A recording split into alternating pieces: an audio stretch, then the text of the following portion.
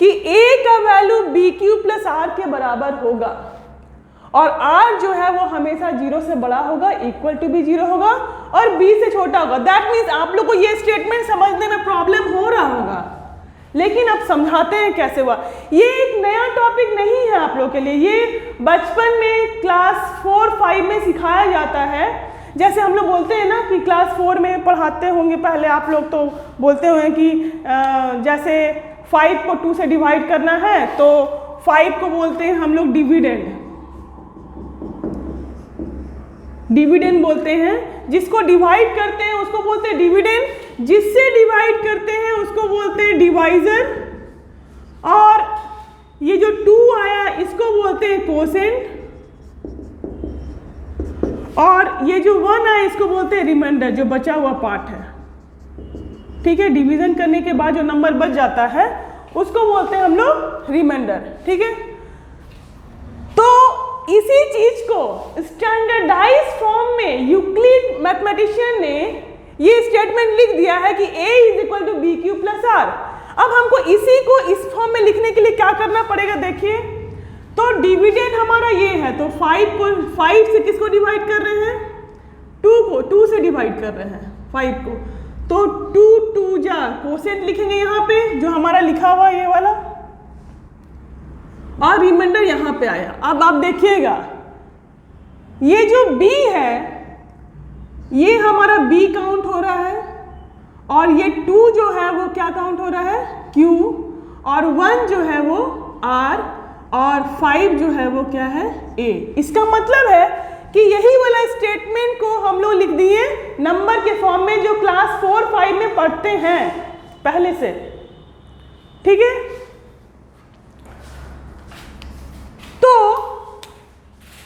Dividend is equal to divisor into quotient plus remainder. This is the Euclid division lemma. And remainder का value आप लोग देख सकते हैं कि यहाँ पे 1 आया। कभी भी रिमाइंडर का वैल्यू डिवाइजर से ज्यादा नहीं आएगा, या तो 0 आएगा, नहीं तो 1 आएगा, नहीं तो 2 आएगा। रिमाइंडर का वैल्यू इसीलिए लिखे हैं कि रिमाइंडर का वैल्यू या तो 0 आ सकता है, नहीं तो डिवाइजर से हमेशा कम आएगा। ठीक है, डिवाइजर से हमेशा कम आएगा। इसी को हम लोग बोलते हैं क्या, Euclid division lemma. Okay,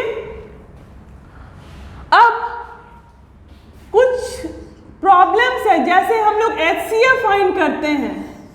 HCF find करने के लिए हम लोग प्रोसेस अप्लाई करते हैं, यूक्लिड डिवीजन लेमा का मदद लेते हैं।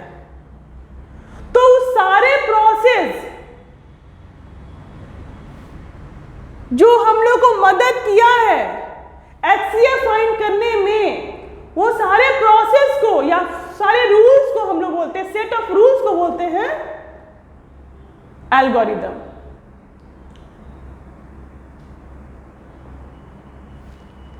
एक और एग्जांपल हम लोग ले सकते हैं।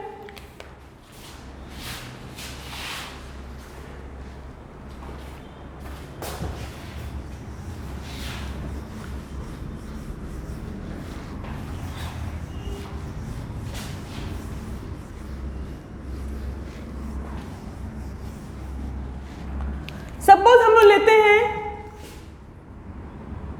जैसे 10 है, 10 को डिवाइड करना है 3 से।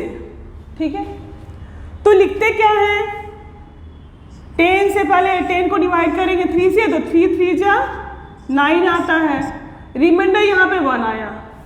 सो as we know that dividend is equal to divisor into quotient plus reminder.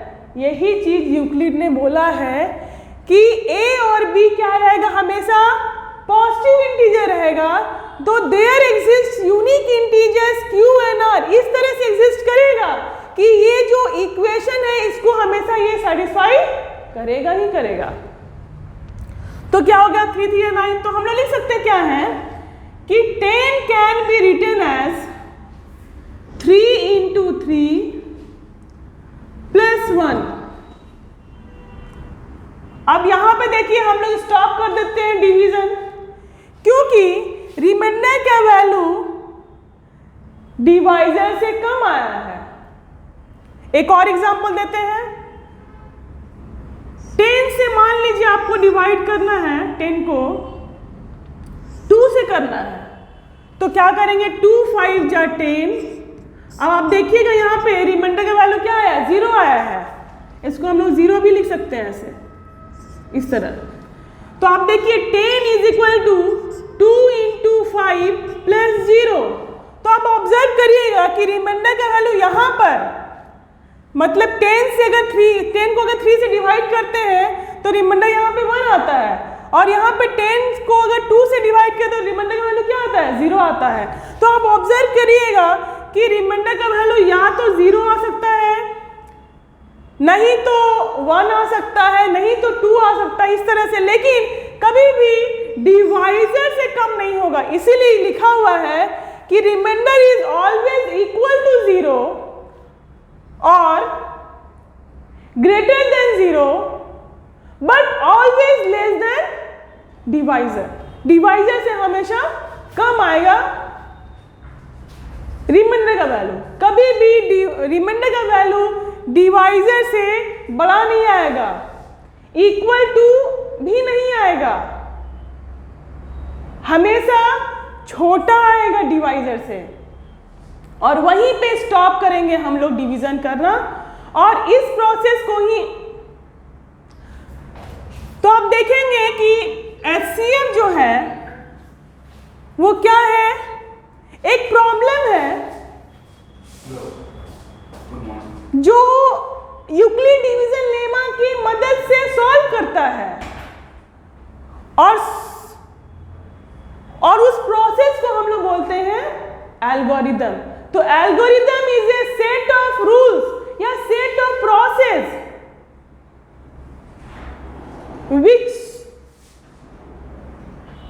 which solve the problems of HCF। थोड़ा सा